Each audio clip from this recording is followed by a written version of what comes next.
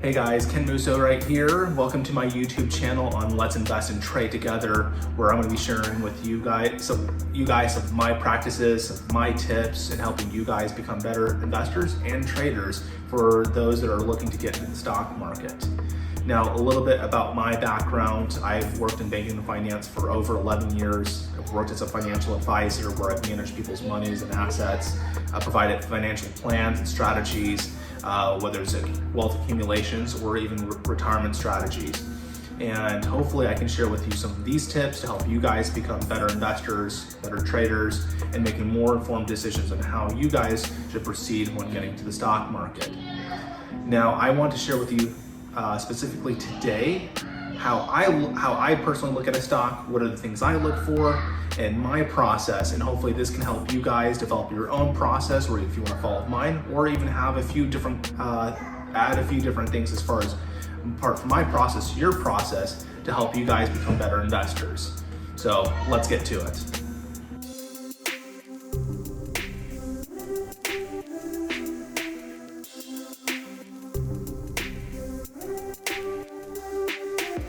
Okay, so part of the investment process, one of the things that I like to start off with is looking at investments that are kind of relevant, things that are happening as far as in current events. And of course, the best way to find them is through what's happening around us, where are we shopping, where we're going, or another way to go about it is going onto the news. And you can go from anywhere to Yahoo Finance. They're pretty nice, pretty easy. I like it that you can set up your own watch list. There's Barron's, of course, but you have to pay a subscription, which can be a little bit expensive. I like Barron's. My investment firm used to pay for them. I no longer use them because I'm no longer with Merrill and they no longer pay for it. CNBC is free. I like turning it on in the morning, watching just as far as a little bit of what's going on. There's, of course, Market Watch. There's Wall Street Journal. Wall Street Journal was my favorite, but that's also about almost $40 a month. So if you have the spare change, I would highly go for it. A lot of the people in the industry use the Wall Street Journal. It's pretty fairly well as far as being unbiased and being on point. And that's where you can be able to kind of spot as far as what's going on. Now, one of the stocks that I just recently purchased was Pfizer. And in fact, I actually just bought it today, just within about 20 minutes of the opening. I was hoping kind of see a little bit, try to get a little bit more action. It was kind of staying stagnant. So I was like, well, doesn't look like it's going to decline for a cheaper price. So I went ahead and entered in at about $37 and some change. I went with that because, of course, as we got the coronavirus going on, there's a lot going on. So perhaps let's just go for something that is relevant in the news. And of course, there's going to be a lot of volatility. And then on top of that, it's not just because it's in the news, but it's also because the stock is something I can relate to. So I just personally can't buy anything that I don't know, never heard of, and it's just not relevant to me. Just because it goes green, or I just saw someone in the Facebook group or someone tweet about it, I just can't come to it. I've lost money in the past, just getting greedy. So this case, if I buy Pfizer, it doesn't play out like I like to in the next, say, 2 to 6 weeks, and I'm caught holding the bag, that's okay, because I like Pfizer. I think they're a great company. They're not going anywhere. So in this case, I can either go for a quick short-term play, make my quick buck, or if it doesn't play out, then I'm stuck holding a bag of something I do like anyways, and a company that I do support and do use some of their products, perhaps. Okay, so sticking with the example that I was using earlier about Pfizer. So there's a lot going on with the coronavirus. There's a lot of excitement, anticipation for a vaccine. So I imagine there's going to be a lot of volatility happening with this stock. Now, so going into it, the next thing I look at is I like to get what analysts kind of think about it. There are analysts that are with a real pulse on what's happening. They have their ear down to the ground. They do this full time. They're graduates from schools like Harvard, MIT, Stanford, kind of like the best brains out there. So luckily, I used to work for Merrill. I know that they have their own analysts there, and on top of that, they even provide third-party analysts, both from Standard & Poor's, Morningstar, CFRA is a new firm they've been working with. So let's just kind of have a look to see what they think. And which, by the way, if you have accounts with like Morgan Stanley, Fidelity, JP Morgan, they have analysts on there as well. So looking at that, okay, so Morningstar has a buy, CFRA also has a buy recommendation or excuse me, rating on the stock. And this is as of 7/24 to 2020, as of 6/15/2020. And the cool thing, I even looked at it over the weekend, that even Merrill Lynch actually has it. In fact, this has made their US 1 list, which is what they believe are going to be the best stocks.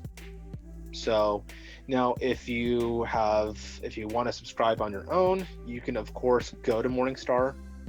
You can be able to pay for their subscription if your firm doesn't have it, or if you want to have CFRA or Standard & Poor's, of course, you can go to their website and be able to check them out as well. Yahoo Finance also has their analyst, and it's kind of cool because they even kind of break it down for you quite nicely. Now, according to Yahoo Finance, they thought it was overvalued, so that would be kind of like a I guess you can call it a sell rating. Not that I exactly agree with it, but nonetheless, that's just what they currently have.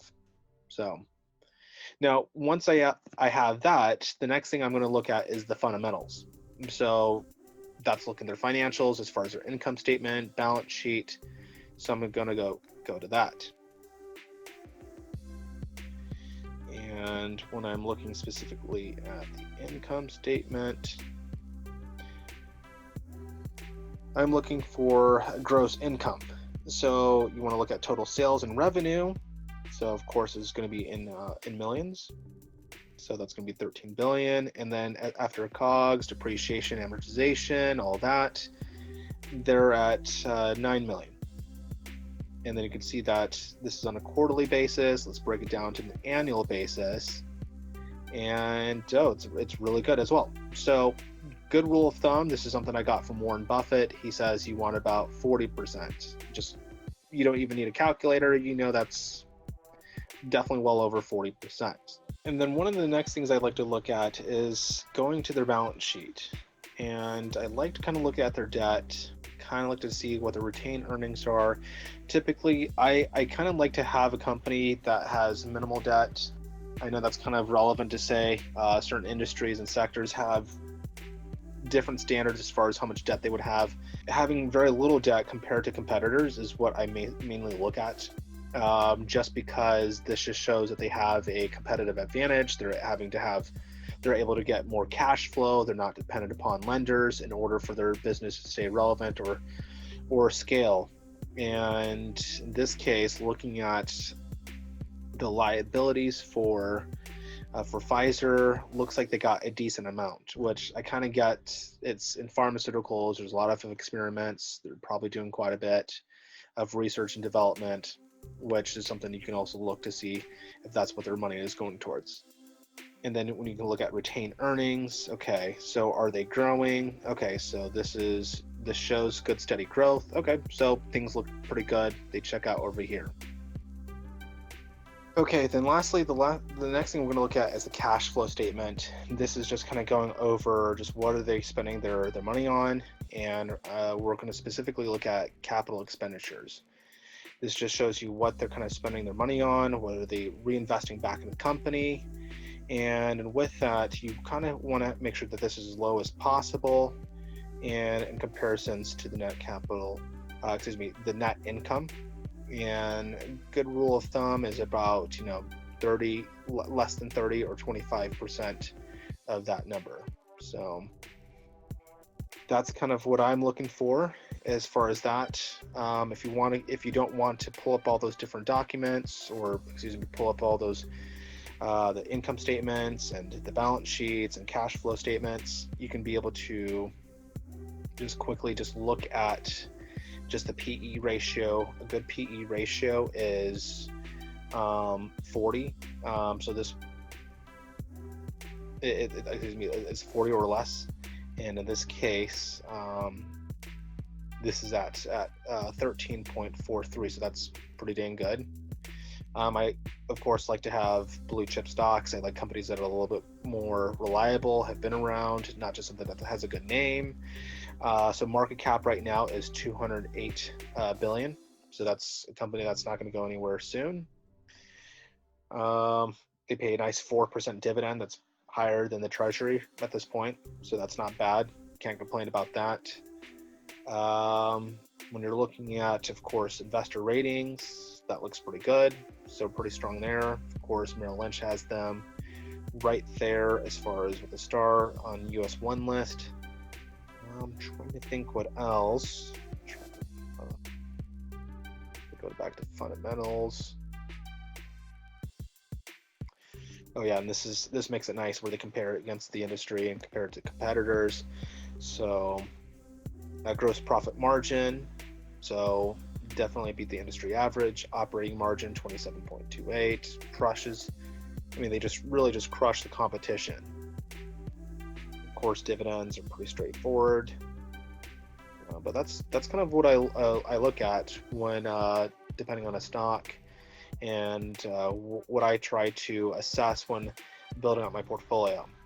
Now, this is just how I find a stock. Now, of course, it has to complement the existing my existing strategy with my overall portfolio. So I usually like to kind of spread my eggs in multiple baskets. I don't like to buy too many stocks in the same sector or the same industry, as that doesn't really provide me too much value when it comes to diversifying and having multiple chess pieces on the board, if you will. Okay guys, that does it for today. Hopefully you guys were able to learn a little bit about, learn something new. If you guys got some of your own best practices and tips, feel free to share it in the comments field, or if you have any additional questions or concerns, feel free to leave that in there. I'll do my best to take my time to read those comments or your questions and responding and answering them. If you want to become part of a community where we help support each other, I got a Facebook group that has been growing very rapidly, where we're sharing with each other our opinions, our best practices, various different tips, stocks that we're looking at. In this case, we're helping democratize information and helping support each other, especially during these times where people are struggling, people are not working, struggling to make ends meet. I think this is a great way where we can become part of a community or a movement and help and support each other and lifting each other regardless of our backgrounds. So, but until then, we'll catch you guys next time.